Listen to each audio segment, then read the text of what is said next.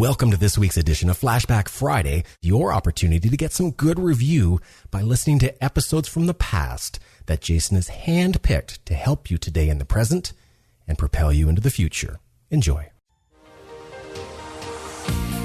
Welcome to the Creating Wealth Show with Jason Hartman. You're about to learn a new slant on investing, some exciting techniques, and fresh new approaches to the world's most historically proven asset class that will enable you to create more wealth and freedom than you ever thought possible. Jason is a genuine self-made multimillionaire who's actually been there and done it. He's a successful investor, lender, developer, and entrepreneur who's owned properties in 11 states, had hundreds of tenants, and been involved in thousands of real estate transactions. This program will help you follow in Jason's footsteps on the road to your financial independence day. You really can do it. And now, here's your host, Jason Hartman, with the complete solution for real estate investors. Welcome to the Creating Wealth Show. This is your host, Jason Hartman, and we are at episode number 550, another milestone, 550. And today, our guest, because it is a 10th show, will be Joe Vitale. You've definitely heard that name. He was in The Secret. He's a law of attraction guy. But, we really kind of drilled down a little bit on this idea that, you can just think good thoughts and the world will beat a path to your door, which is just silly and immature. But there's more to it. So I'm going to ask him the kind of tough question that some of these sort of law of attraction people don't want to face.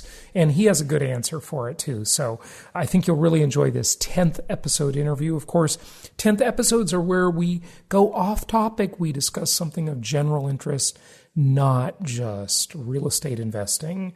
But speaking of real estate investing, gosh, we've got so many good properties now. Inventory is always fluctuating. And, well, I don't want to say we have so many good properties because inventory isn't as good as we would like it to be.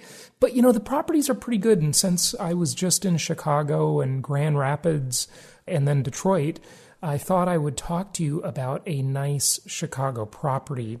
Of course, when I name a market, you understand this as regular listeners. When I name a market, I'm talking about the overall metro area, not specifically Chicago in the city. You get that, right? When I talk about any market, that is the case. So if I'm talking about Atlanta, that doesn't mean it's in Atlanta proper. It just means it's in the metro area.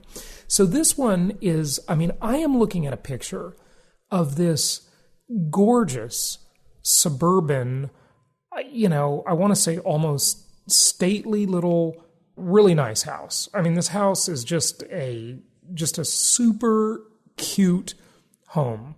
And it was basically redeveloped this year, 2015. It's 4-bedroom, 2 baths. It's already rented. So check this out. Okay, one of the concerns about this market is the taxes are high.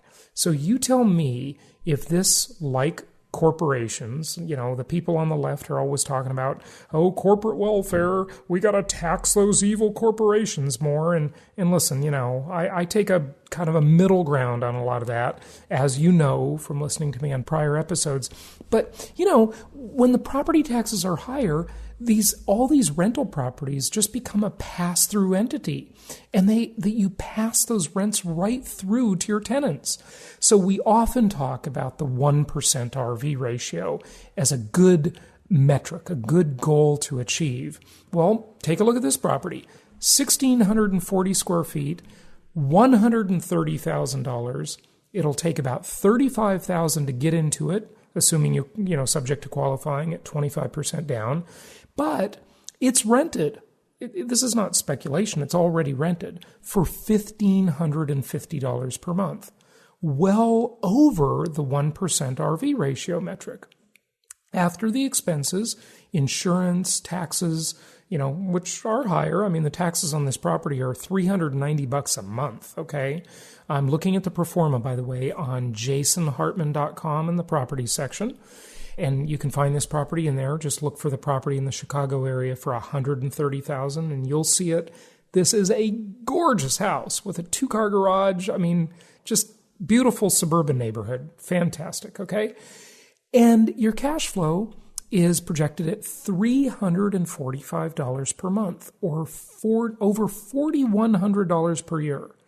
All right, so let's look at some of the financial indicators on this property. When we're looking at this projection, let's check out the indicators, okay? And again, this property is already rented.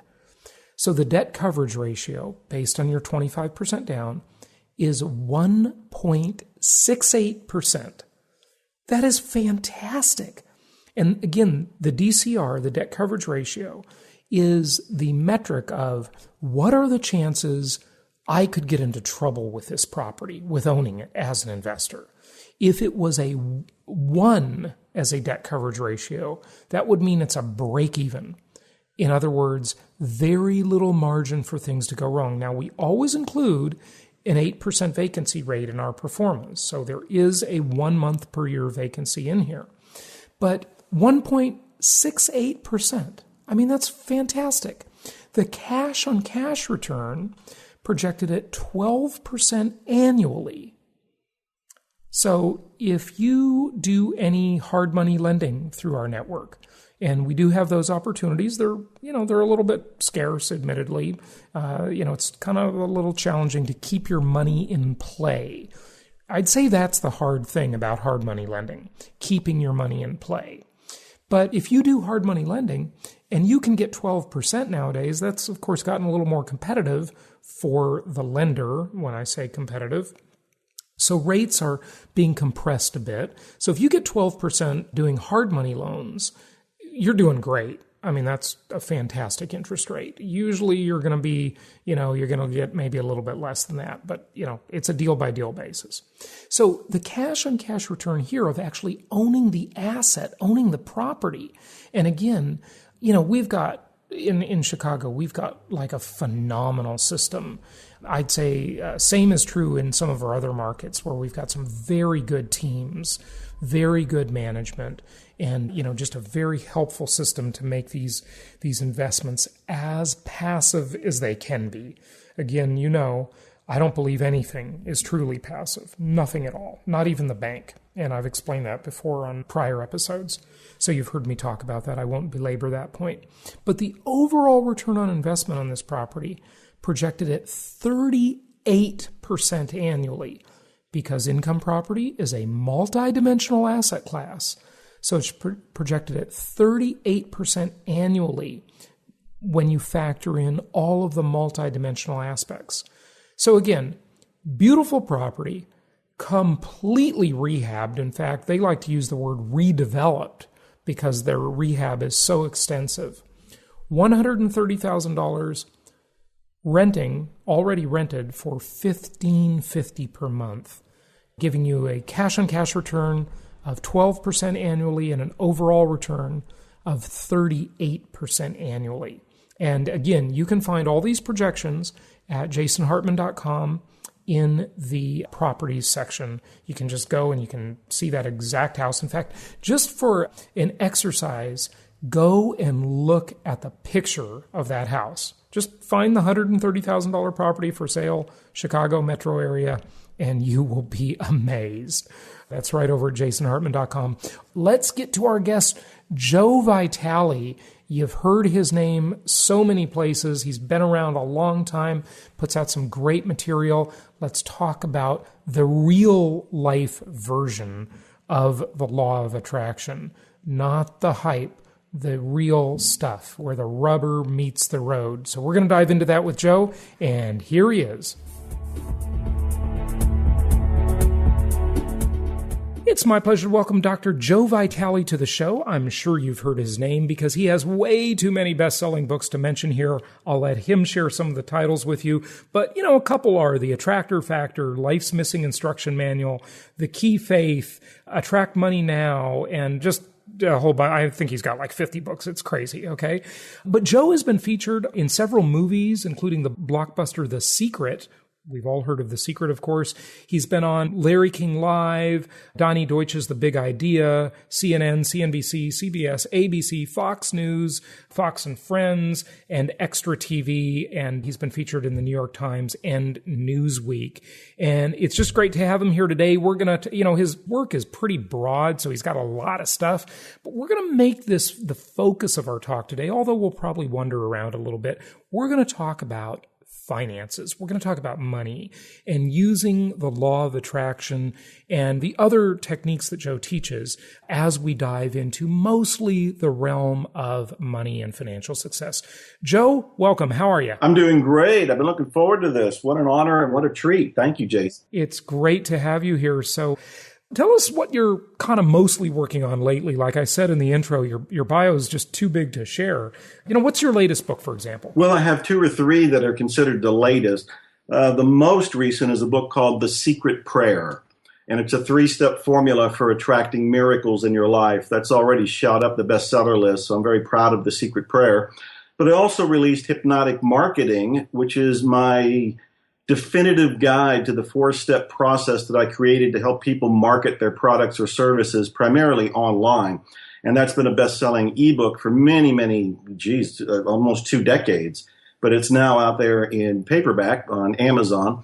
And I also released the 3rd volume of the Miracles Manual. And that's a collection of questions and answers that people ask me in my Miracles coaching program. And so that's also out there. I'm always, blowing and going and creating new products and new books. And I'm also a musician now. I have 15 albums out. Can you believe it? Wow. That's amazing. And you have another guy in your band who happens to have your exact same name? And in the music business, he is legendary. The other Joe Vitale is a drummer. He's played for every rock and roll band since the 1970s, primarily with Joe Walsh. But every other rocker you can name, he's been with it. And he's in the Rock and Roll Hall of Fame. And I am so honored, so grateful, so inspired to say he is my friend and he is my drummer on all of my singer-songwriter albums. That's fantastic. Joe Vitale and Joe Vitale. Yes, stand back, world. What a crazy coincidence. That's awesome. Well, Joe, dive into the subject of money and why is this a challenge for people? One of the things I've been saying lately on my shows is just, I remember when I was in Peru last year with one of my mastermind groups and, we checked into one of the hotels. We were just in this hotel for one night and I just couldn't believe how nice this hotel was. And, some of the opportunities to just travel around the world and do things and see things and experience things, I just say to people, just take care of this money thing. You got to just take care of it. Get it out of the way so it's off your list, if you will, so that you've got the financial resources to do things to, as you talk about, you're sculpting your own David, right? That's our job in life, is to create ourselves. And, the financial resources are part of that. They're important, aren't they? Absolutely. And I totally agree with you. And I do want to enjoy life and what's out there for us to have and share and make a difference in other people's lives as well as my own. Having been homeless at one point and having been in poverty for a very long time, I much prefer the lifestyle of the rich and famous. And I much prefer having choice. But here's what it comes down to. And I practice more of a tough love approach to life, and we don't have all that much time together. So I just tell people, look, there's only 2 reasons why you don't allow money into your life and you're not creating wealth, because the information is out there, the how-to is out there. There's plenty of people that are offering you the means to do this and the opportunities to capitalize on this. But the 2 things going on is, one is we have a very bad attitude towards money. That's the first thing.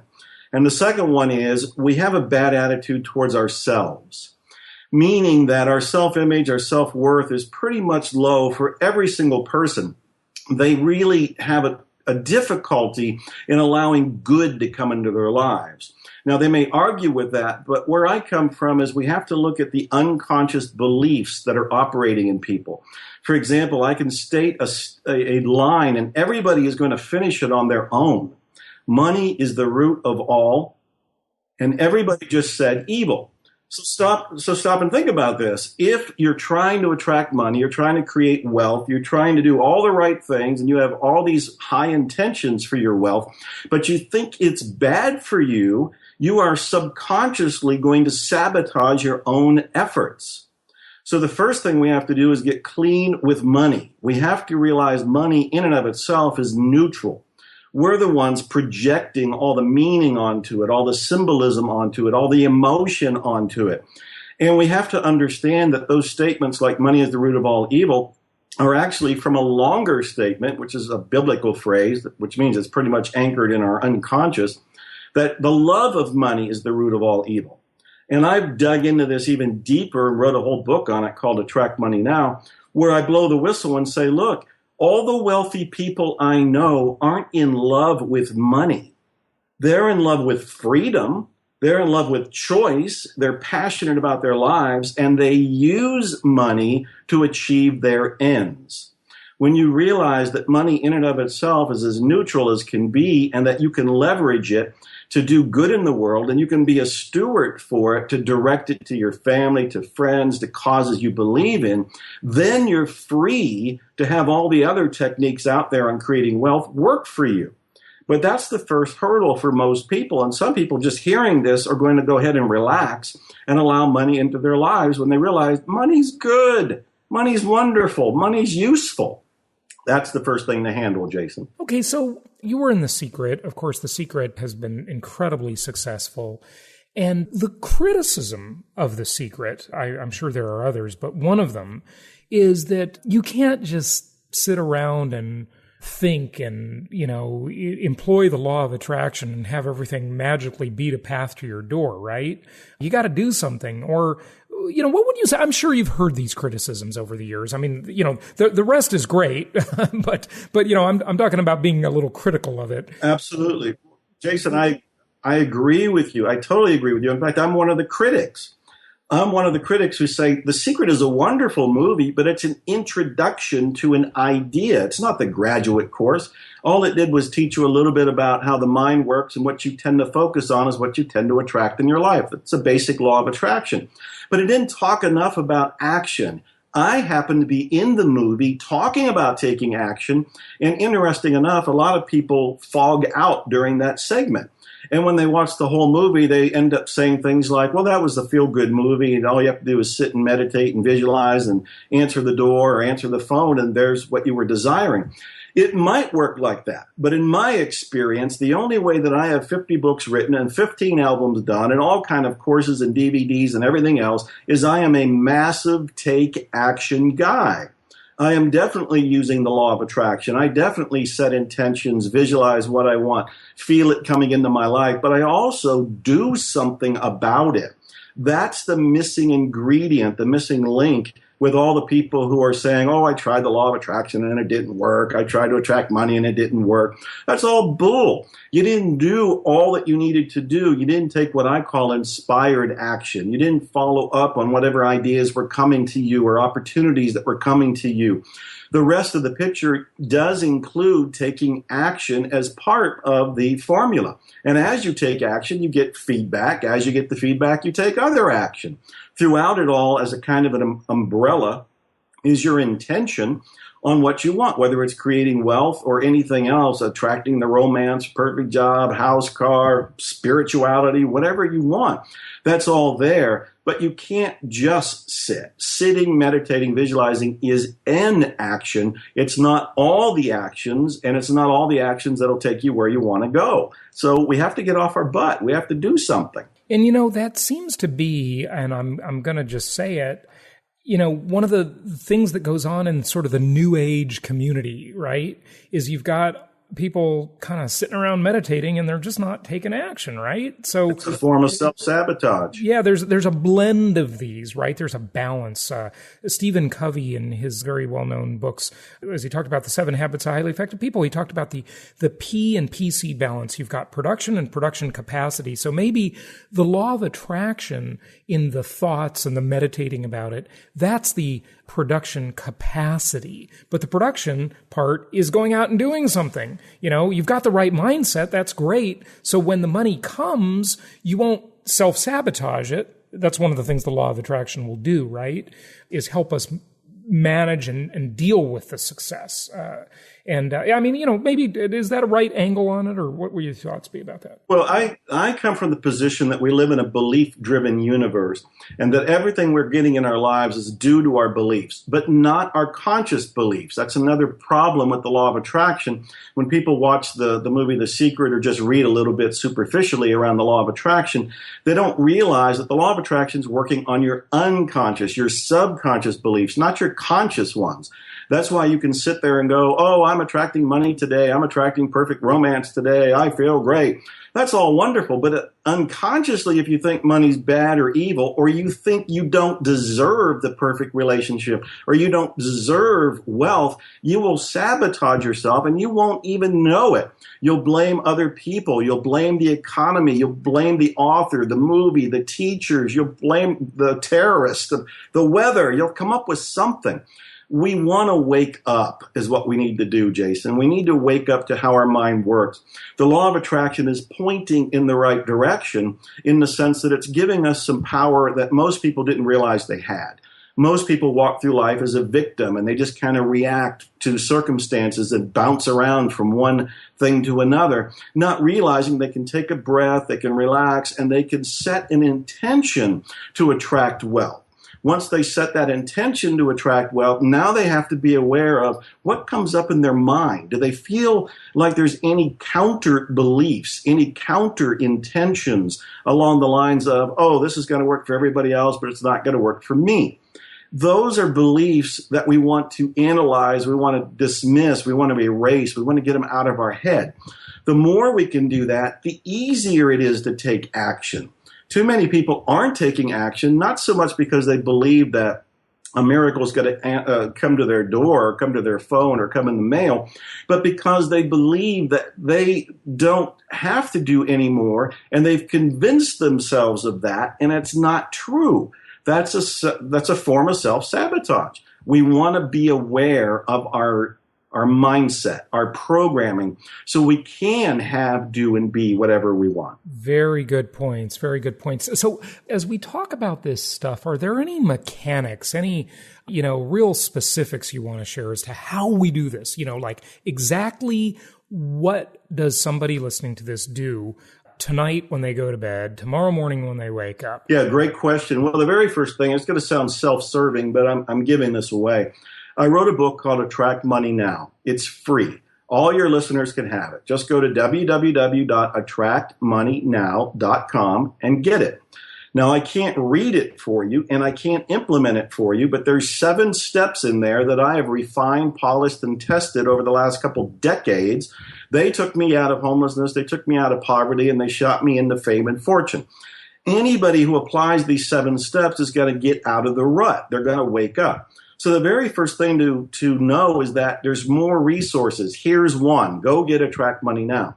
Now, in those 7 steps, the very first one talks about your mindset. And we've already talked a little bit about that, but I talk at length in there about how you feel about money. And it's really important to befriend money, to realize that if you care about yourself, your family, your friends, if there's causes or movements or organizations you'd really like to support, you can do it when you're wealthy. So you want to be clean with money. Let me ask you a question before you move on, Joe, because I think some people might be listening, including yours truly. Now, I've achieved a really, I think, a good level of financial success, but of course, there's more I want to do, like hopefully everybody. And, I can't imagine that I'm not wanting money. Is there something in me where, maybe a deal doesn't go right or something where I'm actually repelling money? Like, I think people listening to this might be saying, of course I want money. You kidding me, Joe? Come on. Yes. Well, here's the way to find out if you're clean with money. Do you have it? Do you have it at the level that you want it? Because if you don't have it at the level that you want it, you most likely have some beliefs about deservingness and about money itself. So we want to stop and just get really blunt and look in the mirror and ask ourselves, do I have the level of wealth that I've been longing for in my life? For most people, they're going to say absolutely not. They're going to say, no, I've got, much like you just said, you're already doing really well, but you've got bigger dreams that you want to go for. So we want to look deeper. We want to really look in a ruthless way. And I'm using the word ruthless intentionally because we don't want to be just honest with ourselves. We have to be ruthlessly honest with ourselves and ask ourselves, what might I believe that would keep more wealth coming from me?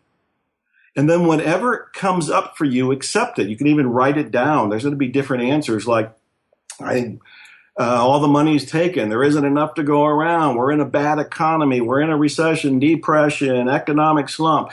All of that might come up. And we've got to look at those answers because even that one is not true. We've got to realize what's the difference between a fact and a belief. If a fact is something that we can all agree on and we can all measure and science can go and say, yep, it's exactly 12 inches long or it's exactly $5,000 or it's measurable in some countable way, it's probably a fact. But if it's something like, well, it's due to the economy, that's a belief. We can't prove it. We can't all agree on it. And we can find exceptions to it. We can look around and we can find young teenagers that are becoming multimillionaires by coming up with a wild idea, implementing it, and it happens to be the right time, the right place, and it catches fire, and they have more money than they know what to do with. So there's exceptions to that idea that it's due to the economy or due to the president or due to the political system. All of those are beliefs. So whenever we look in the mirror and we say, why don't I have the level of wealth that I would love to have right now?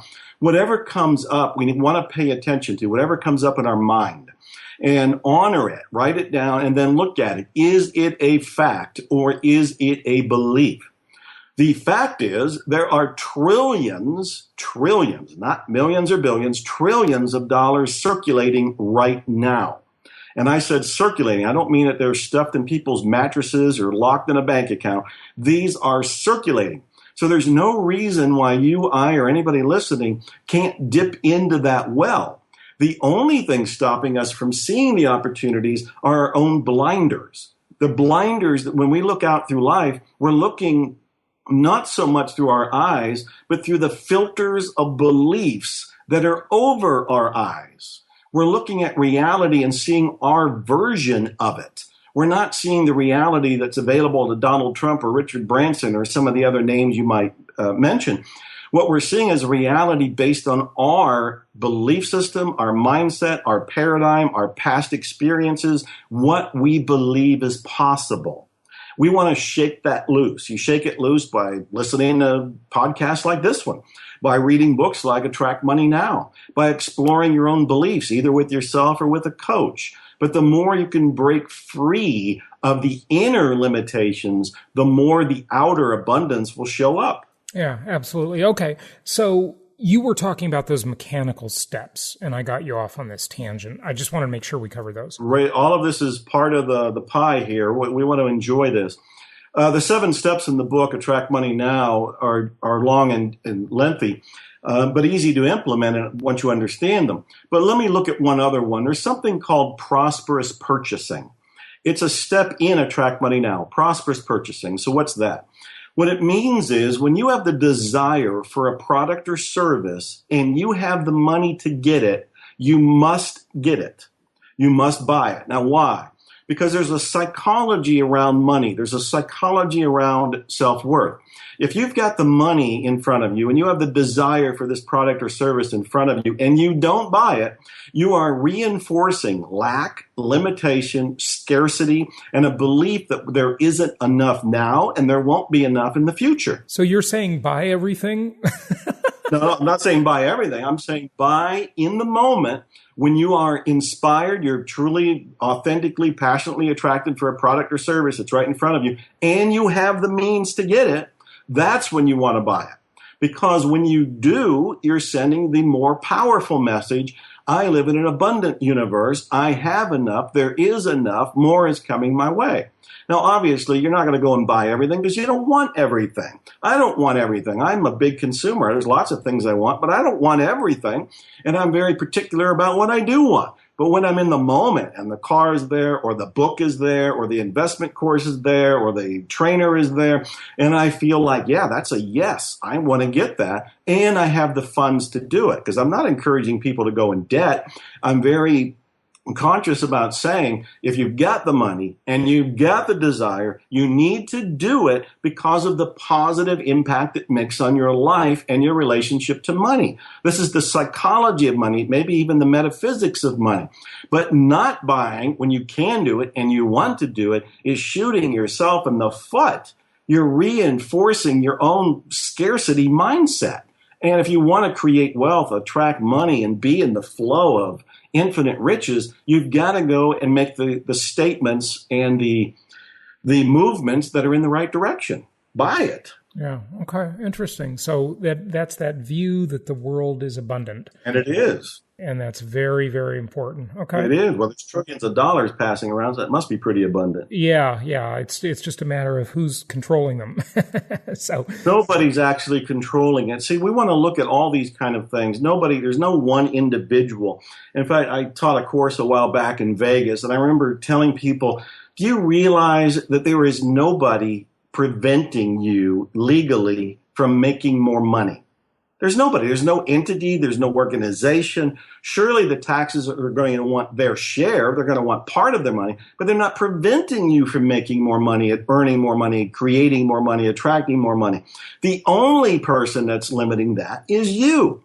And you're not doing it consciously, so I'm not telling people beat yourself up, don't feel guilty, don't feel bad. It's not your fault. But there are beliefs at work in the subconscious/unconscious mind that we want to clean up. That's the reason that I'm doing all my work these days. That's the reason for Attract Money Now. That's the reason I even agree to do conversations like this. They're to clear the air for people. I am really intending that everybody listening right now really grasp these deeper concepts and realize money's good. You're worthy. We live in a prosperous universe. There aren't any limits out there stopping you. They're all inside. And the more we dissolve those, the more we taste the trillions that are going by. Excellent point. Excellent point. Okay. Anything else on mechanics, Joe? Well, those 7 steps, all of them are about mechanics. But let me talk about one other one that people are resistant to. I know they've heard it before. This is the idea of giving. And some religious cultures call it tithing. I think it's really important that you give, the rule of thumb is 10% of whatever's coming into your life, and to spread it back out, to circulate it to the universe. Now, when I say this, I'm very specific about how to do it. I never tell people just automatically give it to a church or a minister because they told you to tithe. Instead, I say, ask yourself, where did you get inspiration in the past week or so? Where were you spiritually nourished in the past week or so? That's where you want to give your 10%. And that could be to a waitress. That could be to a bus driver or a cab driver. That could be to an employee. That could be to a family member. That could be to an author, a teacher. It can be to anybody. And what you're doing there is paying attention to where are you getting the stimulation for growth in your life, and you want to reward it. You want to acknowledge it, and you give part of your income to it, partly because this is like traditional psychology, the behavioral kind, where you're reinforcing it so you'll get more of it. The more that you can give, the more that you will receive. In my book, Attract Money Now, we talk a little bit about the window that's created in your life to receive is made bigger by how much you give. So if you only give a tiny little bit and you let it squeak out, that's how much you've opened your window to receive. You barely allowed any air to come in.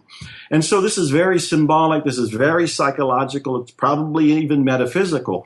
But I can go back, and I've read a lot of the biographies, like the first John Rockefeller. He would give away dimes. And people would say, yeah, of course he gave away dimes back when dimes were worth $10. But he gave them away because he was rich. No, he gave them away when he didn't have money. And as he gave away, he was able to give more. All the ones that I've ever studied, all the very wealthy people, when we talk about creating wealth, these are the big guys that are bringing in multi-millions and billions. They give. They give really big, they give persistently, they give predictably, they just keep giving. And it's one of the secrets to attracting more money. I know I was resistant to this. My goodness, when I was in poverty and people were saying things like, oh, you have to give away some of your money. I didn't want to give away anything. I was desperate. But I had to learn that I was creating a bond of trust in me and with the universe, so to speak, so that I can allow more to come into my life. As long as I held on to the little bit I had, that's all I had, little to nothing. So it's another one of the mechanics. You have to give. Any more recommendations on giving or how you give or, how much you should give? I mean, there's the old law of tithing and so forth. Yeah, the law of tithing as a general principle says give 10% of your gross. I say you have to balance that with what's working in your life. I don't want people to go into a psychological trauma thinking, oh, I can't give away 10%. Well, maybe you can only give away 3% or 5% or 6% or somewhere in there, working towards the 10%. And after that, start working to give away even more. But find where the comfort zone is and then stretch it a little bit. You want to stretch out of your comfort zone. Your comfort zone is keeping you comfortable, but it's also keeping you at a level of wealth right now that feels comfortable. You want to keep reaching for more. And one way to do that is to give more. Very good advice. Yeah, excellent. Okay, Joe, what other areas are there of this whole money issue? And maybe you want to broaden the discussion a little bit now and, just touch on anything else as we wrap up. Sure. Well, one of the other points in the Track Money Now is to think like an entrepreneur. And this is a big one, and I'm sure you already do this, but I know I didn't. When I was struggling, I was not thinking like an entrepreneur. I was thinking in a very singular way. I was thinking money could only come to me from a job. Or when I decided that I wanted to be a writer, money could only come to me from my writing. Well, that's very limited thinking. That's very tunnel vision thinking. An entrepreneur looks for opportunities. I've learned to think like an entrepreneur, and I learned it by reading books by entrepreneurs, reading about entrepreneurship, reading about biographies of famous business people, and learning to see differently. So if I can train myself to be an entrepreneur, anybody can do it. And one tip right here, and this is really a $1 million idea, and it could be a multi-million-dollar idea. And Donnie Deutsch, when he had his famous show, The Big Idea on TV, one of the highlights of my life was being a guest on that show. He used to talk about one of the great things you can do is listen for complaints. Listen for complaints from yourself or other people, because what they're complaining about could be a product or service. If you resolve their complaint, when somebody says, oh, I don't want to stand in line, and you figure out some sort of drive-through service or an instant delivery service, you've just solved their complaint and you just created a new business. So one of the big tips is listen for complaints. Whenever you complain about something, ask yourself, can I solve this? Is there a way to remedy it? Because if you're complaining about it, probably a lot of other people are too, and you've just solved the problem and you just created a business. Same thing if you're going to a store, a restaurant, I don't know, clothing place, and you're standing there and you're hearing people complaining. Why don't they come out with this fashion? Or why don't they come out with this size? Or why don't they come out with this or that? Those are all opportunities. An entrepreneur will turn on the radar in their brain and they'll be alert. I see opportunities every single day now. I can't even turn it off.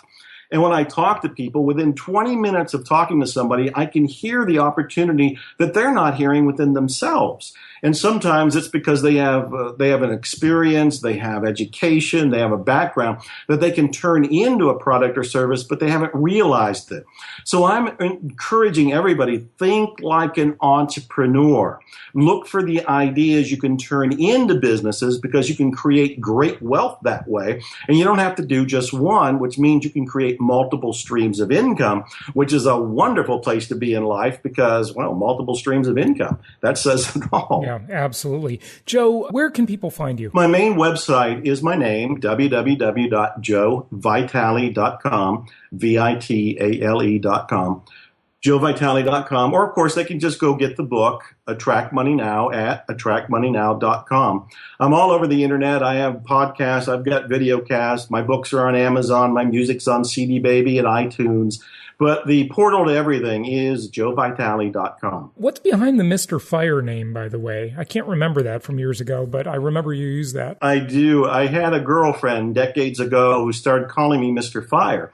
And I said, why are you calling me that? And she said, every time I get around you or every time I see you with somebody else, you ignite a fire under their butt to go for their dreams. And I thought, wow, what a cool nickname. And when I put up my first site back in the 1990s, I called it MrFire.com, MrFire.com, because it just seemed fitting. So the moniker has held on all these decades. Yeah, fantastic. Joe Vitale, thank you so much for joining us. Very insightful and some stuff we can really use today. So that's what I like, actionable advice. Any closing thought you want to share? Go for your dreams. I have found that your passion is the indicator to where your wealth is, where your health is, where your happiness is. Tune in to your passion. What is it that you really love to do or long to do or would do if you were just independently wealthy, but you've been putting it off? Follow that. That is the secret. That is the key. That is the roadmap to your success. Fantastic. Joe Vitale, thanks for joining us. Awesome. Thank you, Jason. I've never really thought of Jason as subversive, but I just found out that's what Wall Street considers him to be. Really? Now, how is that possible at all? Simple. Wall Street believes that real estate investors are dangerous to their schemes because the dirty truth about income property is that it actually works in real life. I know. I mean, how many people do you know, not including insiders, who created wealth with stocks, bonds, and mutual funds? Those options are for people who only want to pretend they're getting ahead. Stocks and other non-direct traded assets are a losing game for most people. The typical scenario is you make a little, you lose a little, and spin your wheels for decades. That's because the corporate crooks running the stock and bond investing game will always see to it that they win. This means, unless you're one of them, you will not win. And unluckily for Wall Street, Jason has a unique ability to make the everyday person understand investing the way it should be. He shows them a world where anything less than a 26% annual return is disappointing. Yep, and that's why Jason offers a one-book set on creating wealth that comes with 20 digital download audios. He shows us how we can be excited about these scary times and exploit the incredible opportunities this present economy has afforded us. We can pick local markets untouched by the economic downturn, exploit packaged commodities investing, and achieve exceptional returns safely and securely. I like how he teaches you how to protect the equity in your home before it disappears and how to outsource your debt obligations to the government. And this set of advanced strategies for wealth creation is being offered for only $197. To get your Creating Wealth Encyclopedia Book 1, complete with over 20 hours of audio, go to jasonhartman.com/store. If you want to be able to sit back and collect checks every month, just like a banker, Jason's Creating Wealth Encyclopedia series is for you.